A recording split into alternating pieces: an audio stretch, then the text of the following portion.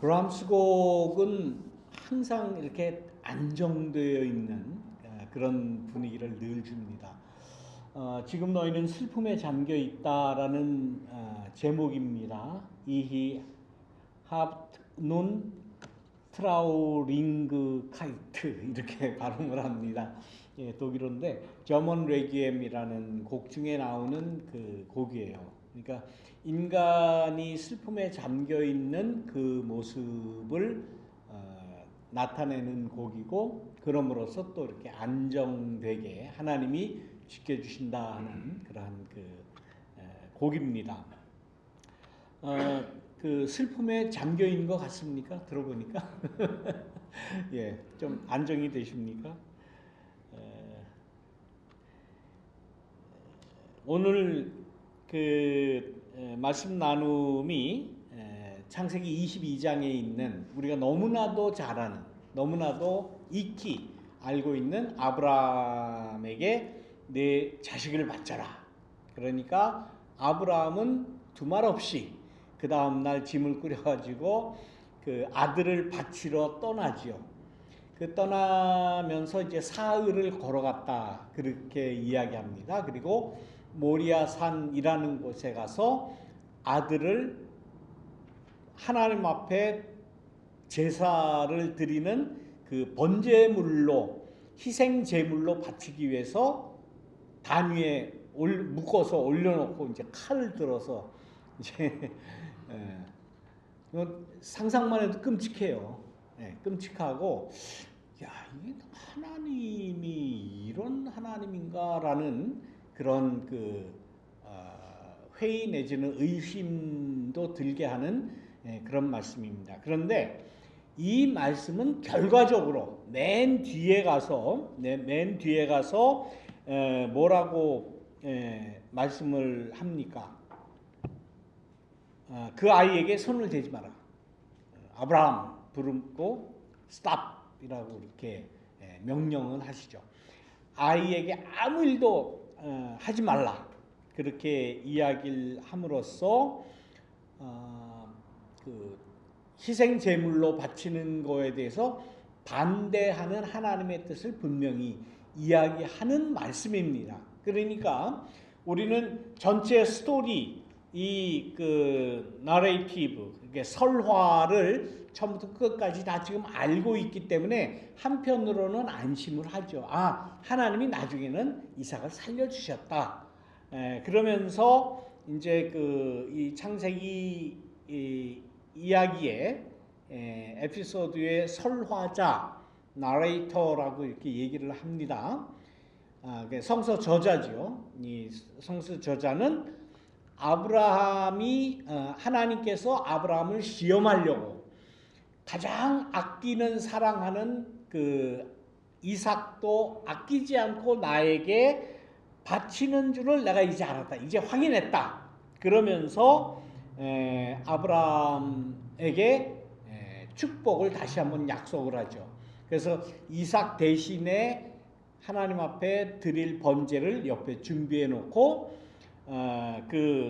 수풀에 있는 그 숫 양을 하나님 앞에 그 아들 이삭 대신에 번제로 드리는 그러한 이야기로, 어떻게 보면 이게 해피엔딩이라고 얘기해도 되나 모르겠어요. 그냥 스토리상으로는 그냥 잘 된 일이죠. 아무 일도 없었으니까 해피엔딩으로 끝났는데, 문제는 이러한 명령을 받은 아브라함의 그 고뇌, 오늘 우리 그 찬양에서 이야기한 대로 지금 슬픔에 큰 고민에 빠져 있는 사람이, 큰 일을 당하고 고민에 빠지고 그러면은 대부분 어떻게 하면 좀 해결이 됩니까? 일단은 이 문제를 해결할 수 있는 사람과 이야기를 하죠. 이런 문제가 생겼어. 저런 문제가 생겼어. 이거 어떻게 하지? 어떻게 해결하면 되겠지? 라고 이야기함으로써 어느 정도 그 문제가 해결되는 그러한 그 순서를 우리 인간들은 밟지 않습니까? 그런데 이 에피소드에서는 하나님 앞에 그런 명령을 받고 아브라함은 사흘 동안, 3일 동안 아무 얘기도 못합니다. 사라한테도 아내한테도 얘기하지 못하고 혼자만 고민해야 돼요. 그렇다고 뭐 그 주변에 있는 뭐 종들에게 이런 이야기를 하겠습니까? 심지어 제물로 바치라고 하는 그 이삭 아들을 데리고 사흘을 같이 걸어갔다, 그렇게 이야기를 하죠. 사흘 동안 무슨 생각을 했으며 어떤 마음이었을까?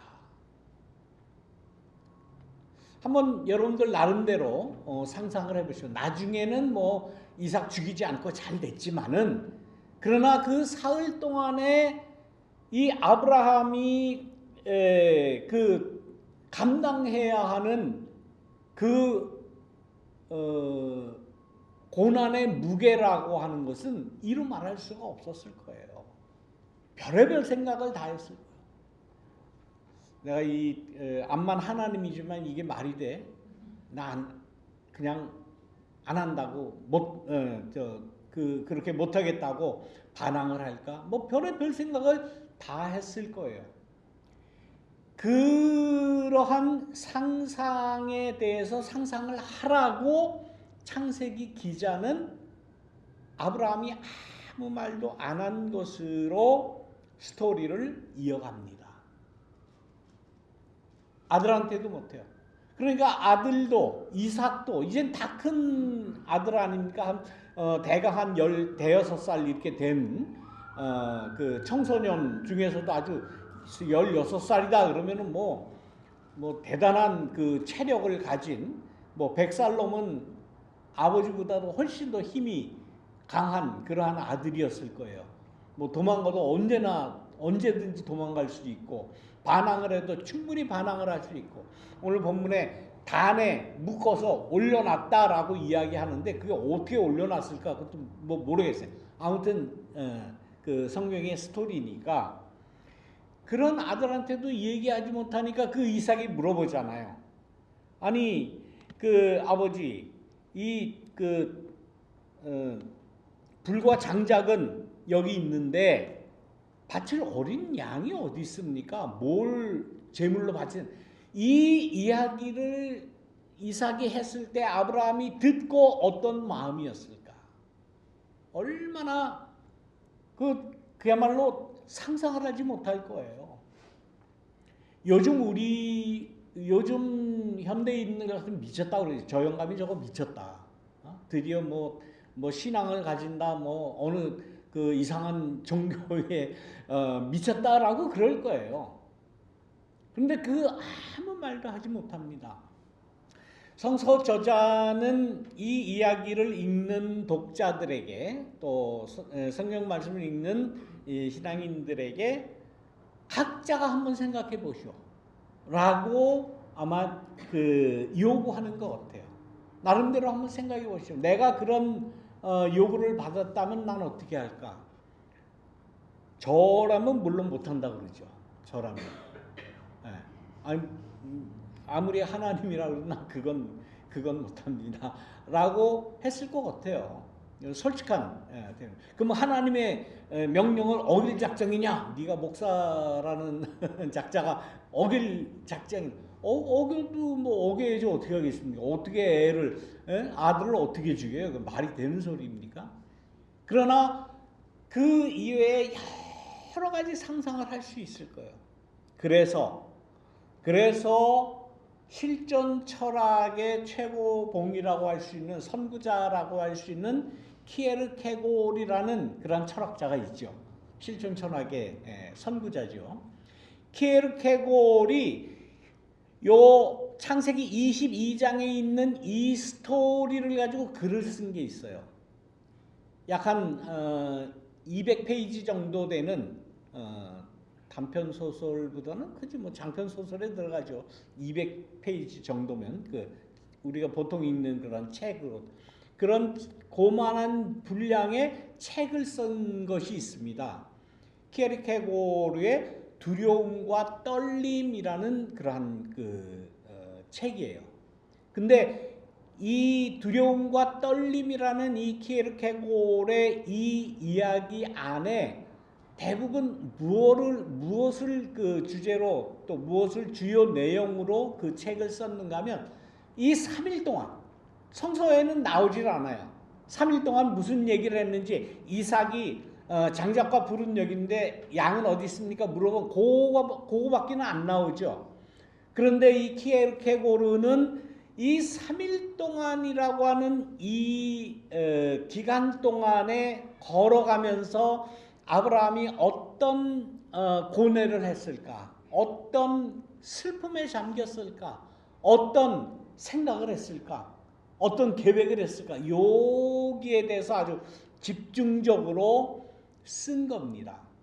그것이 어떤 입장에서 썼냐면 실존 철학의 그러한 그 근간이 되는 그 철학적인 구조를 가지고 그 얘기를 풀어나가는 게 있어요. 요것은 한글로 번역된 책이 있습니다. 여러분도 한번 뭐 관심이 있으시면 한번 그 읽어보세요. 근데 책이 굉장히 어려워요. 철학자의 글이기 때문에 그야말로 뭐 철학서 같은 그런 그 글로 되어 있습니다. 저도 그 신학 공부할 때 이게 아마 80년대쯤 아마 한국어로 번역이 돼서 나와서 그때 읽었던 기억. 뭐 요즘엔 뭐 제 책이 지금 다 저 거라지 안에 들어가 있으니까 어디 있는지 찾을 수가 없어요. 아무튼 그 이 두려움과 떨림이라는 이 키에르케고르의 이 창세기 22장에 대한 자기의 그 주장을 쓴 이 글이 이 창세기 22장에 아마 지금으로는 아마 최고의 주석서로 그렇게 알려지고 있습니다. 나름대로 한번 생각을 해보시기 바랍니다. 그런데 우리는 뭐 키에르케고르 같은 뭐 철학자도 아니고 또 뭐 실존 철학이 뭐냐라고 얘기하라면 아마 대부분 설명 못 하실 겁니다. 그러나 철학자는 뭐 철학자 나름대로 그렇게 이야기하라고 그러고 우리는 가지고 있는 게 성서밖에 없어요. 성서밖에 없으니까 성서 안에 들어있는 이 창세기 22장 이삭을 바치라는 이 이야기를 나름대로 한번 풀어보기를 바랍니다. 이 22장의 이 어이없는 정말 어처구니 없는 이 하나님의 무의미하고 혹은 이거는 있을 수 없는 반륜 인륜의 그 어긋나는 이러한 하나님의 질문을 한가닥 해석할 수 있는 길은 우리가 지난주에 제가 말씀드린 대로 창세기 21장에 있는 이야기와 오버랩돼서 그 이야기를 풀어보면 어느 정도 이해가 갑니다. 지난주에 우리가 제가 말씀드린 대로 아브라함은 아내 사라의 이야기를 듣고 자기의 여인이죠. 뭐 첩이라고도 이야기하고 뭐 둘째 부인이라고도 이야기할 수 있는 그러나 자기의 시인 아들을 낳은 하갈과 이스마엘을 내쫓아라. 그 이야기를 사라에게 듣고 첩과 첩의 자식을 내쫓죠. 내쫓는데 그저 먹을 거 그저 한 끼 정도 먹을 거 지어주고 물 한 주머니 주고 나가라. 이제는 너는 이 집에서 살 수 없다. 그 이유가 뭐예요? 그 이유가 사라가 이야기했지만 유산을 같이 나눌 수가 없다라는 거예요. 우리 가정에 아브라함을 중심으로 쌓아온 이 부의 점유를 내가 독점하겠다는 거예요. 사라는. 근데 그 생각은 아브라함도 역시 마찬가지였어요. 어느 누구랑 같이 나눌 수가 없다. 내 정식 아들이라고 할 수 있는 적자라고 할 수 있는 이 이삭 이삭에게만 줘야 되겠다. 그 생각이었어요. 다시 말하면 그것이 뭐 재산이든지 뭐든지 간에 그 당시에 편만하게 모든 사람이 가지고 있었던 이 가부장이라고 하는 남성 중심의 가정의 아버지를 중심으로 가정이 이루어지는데 그 재산은 어디 딴 데로 못 나가게 하겠다. 이삭에게만 주겠다. 어떤 독점 점유권을 그에게만 주겠다라는 생각은 아브라함도 마찬가지였어요. 그 당시에 모든 사람들이 그런 생각을 가졌어요. 아마 이스라엘 대부분의 사람들이 그런 생각을 가졌어요. 그렇다고 쫓아낼 것까지 없잖아요. 나가면 죽는데 그건 뻔한 일 아닙니까? 실제로 하갈이 며칠 나가서 떼약볕에서 애가 말라 죽어가는 것을 차마 보지 못하고 차마 울부짖을 때에 하나님이 나타나시잖아요. 그 어린 아이의 울부짖음을 내가 들었다라고. 그리고는 그 생명을 살려주시고 너도 너 이 아들은 이 아들대로 큰 민족을 이루게 하겠다라고 하갈과 이스마엘에게 나름대로 하나님은 생명의 그 정당성, 생명권, 인권을 그대로 인정해주는 하나님으로 나타나시잖아요. 22장에 와서 물론 하나님이 아들 이삭을 바쳐라 라고 말씀을 하셨지만 실제로 아브라함이 칼을 들어서 이삭을 죽이려고 할 때 Stop it! 아무 짓도 하지 마라. 그러면서 이삭을 살려주시잖아요. 그러니까 이 21장과 이 22장의 이 하나님의 기본적인 뜻은 뭡니까? 인간은 죽이면 안 된다는 거예요. 인간은 누구든지 살려야 된다는 거예요. 누구든지 하나님의 축복을 받아야 된다는 거예요. 누구든지 민족을 이루어야 된다고 하는 하나님의 뜻을 강조하는 하나님의 모습으로 나타나는 거예요. 그러므로서 이 성경을 보는 우리들은 그런 상상을 하게 되죠. 아니 지금 그 이스마엘과 하갈을 내쫓은 그 시기와 이삭을 바치라고 한 이 시기가 몇 년 떨어져 있거든요. 이스마엘과 하갈을 내쫓은 그 다음날 이삭을 바쳐라 그렇게 한 게 아니에요. 이게 상당한 기간이 떨어져 있는 이 스토리입니다. 그런데 이 성서 기자는 하갈을 내쫓고 이스마엘을 내쫓은 이 이야기를 21장에다 배열을 하고 이삭을 바치라는 이야기를 바로 그 뒤에다 딱 붙여놨어요. 그래서 우리는 지난주에 21장을 이야기했고 오늘 22장을 이야기하는 거 아닙니까? 의도가 뭘까? 이 성서 기자의 의도가 뭘까? 당연히 비교해봐라라는 거예요. 비교해봐라. 아니 지 아들인데 인간 사회에서 뭐 첩이고 둘째 부인이고 이렇게 얘기하지만 하갈도 인간이에요. 하갈도 아름다운 여인이에요. 아이를 낳을 수 있는 생산을 할 수 있는 인간을 낳을 수 있는 그러한 여인이에요. 존중받아야 돼요. 어머니로서뿐만 아니라 아내로서 또 생명을 잉태하고 낳은 한 여인으로서 존중을 받아야 하는 그러한 인간인데 어떻게 그 인간을 나가서 죽으라고 한 푼도 내가 나눠주지 못하겠다고 내쫓는 이 아브라함과 사라에게 어떻게 보면 이 두 스토리를 딱 붙여놓고는 그래? 너도 한번 당해봐. 너도 한번 똑같이 당해봐. 네 새끼를 죽여봐. 너 어떤 마음을 갖겠냐?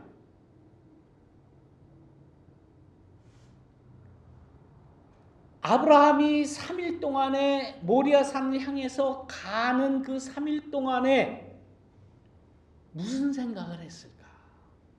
성경에는 물론 안 나오죠. 무슨 생각을 했을까? 그 생각, 그 상상은 누구의 몫입니까? 우리의 몫이에요. 우리가 상상을 해내고 어떤 생각을 했을까? 어떤 마음을 가졌을까? 어떤 삶의 자세를 가졌을까?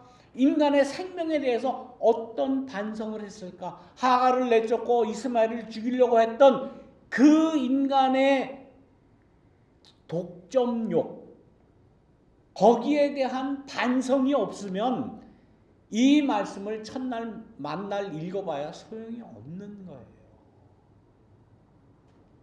그걸 지금까지 전통 기독교에서는 어떻게만 이해를 하고 생각을 했습니까? 하나님의 명령을 무조건 따른 아브라함의 믿음, 진짜 믿음의 조상이다. 믿음의 아버지다. 한 가정의 가장 모범적인 신앙의 아버지다. 라고만 우리가 지금까지 생각하지 않았는가? 그러면서도 아들을 바치라고 하는 이 명령에 대해서는 아무런 거부감을 가지질 않아요. 그렇잖아요. 그야 하나님의 명령인데 하나님이 죽으라고 죽는 거지 무슨 하나님이 아들까지 죽이라고 하면 당연히 죽여야지. 그렇게만 생각을 했더니 그게 말이 됩니까 그게? 저는 못해요. 저는. 지금도 하나님이 너 아들 죽여서 나한테 바쳐라. 난 못해요. 난 그렇게. 그게 신입니까 그게? 그런 명령을 한다면? 그게 하나님이에요? 난 거부할 거예요. 그렇게 못합니다. 나중에 하나님의 뜻이 분명히 나타났잖아요. 어떻게? 하갈도 살려야 된다. 이스마엘도 살려야 된다. 그 생명 죽이면 안 된다. 내쫓으면 안 된다. 같이 나눠 먹어라. 네가 품에 안았었고 그래서 아들이 생겼는데 네 아들인데 네가 먹이고 네가 살리고 함께 살아야지. 죽이면 어떻게 돼? 죽이지 마. 그러면서 이 창세기 이야기가 진전이 되면서 그래 네가 하갈을 죽이려고 이스마엘을 죽이려고 해서 너도 똑같이 당해봐. 너도 어떤 마음이겠어? 거기에 대한 이 이스라엘 신앙인들은 나름대로 반성을 했다라고 저는 판단이 됩니다. 그래서 이 이야기를 두 개를 딱 갖다 21장에 22장에 이스마엘과 하갈의 이야기 그 다음에 이삭 잡는 이야기를 딱 갖다 붙였고 비교해봐. 이삭의 생명이 귀해?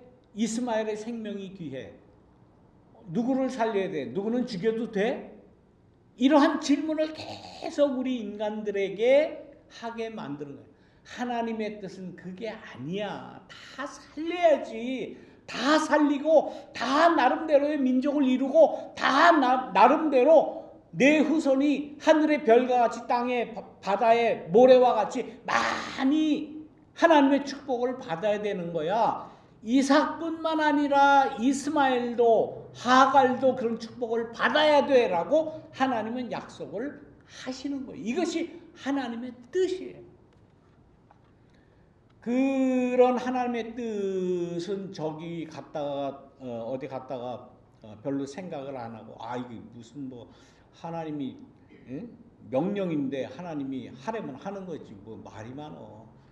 죽으려면 죽고 살려면 사는 거지. 암만 아들이 귀해도 하나님이 잡아 죽여라.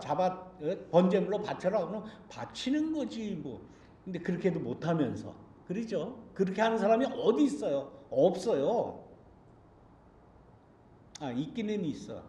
그건 제가 이 말씀을 준비하다가 너무 그 토픽이 많아가지고 오늘 다 못 끝낼 것 같아요. 다음 주에까지 좀 이어서 조금 더 발전시켜서 말씀을 드려야 될 것 같아요. 오늘은 두 이야기가 딱 붙어 있으면서 성경 독자로 하여금 성경을 읽는 우리로 하여금 생각 좀 하고 살아라.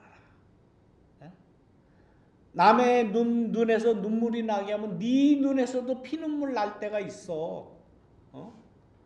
남의 생명 그렇게 허투루 내쫓고 죽이려고 하면 너도 그렇게 될 수 있어.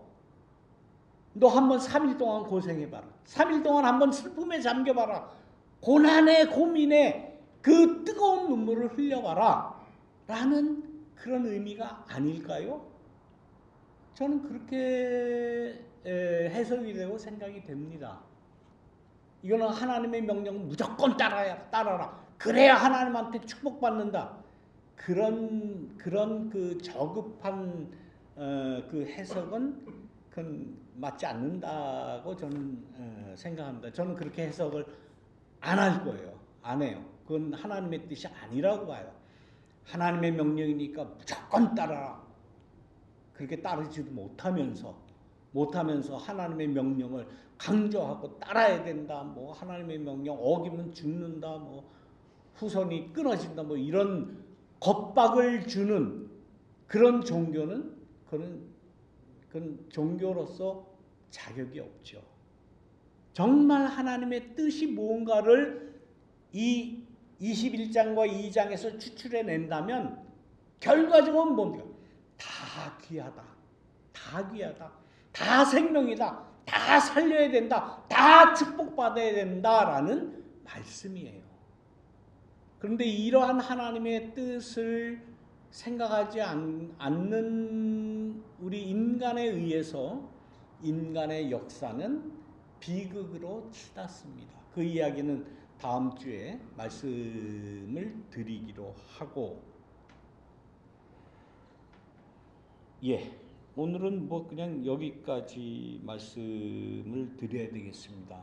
그 성경에 있는 말씀을 너무 이렇게 그 단순화시켜서 흑이냐 백이냐, 이거냐 저거냐, 하나님의 뜻이냐 뭐 사탄의 뜻이냐 이렇게 나누지 마시고 내가 그 스토리 안에 들어가서 내가 이스마엘과 하갈의 입장이 되어서 한번 생각해보고, 내가 아브라함과 이삭의 입장에 들어가서 다시 한번 그 이야기를 해석해보고, 모든 그 이야기를 종합해서 하나님의 뜻이 무엇인가를 찾아내는 그것이 신앙생활이다 하는 말씀을 드리고 싶습니다.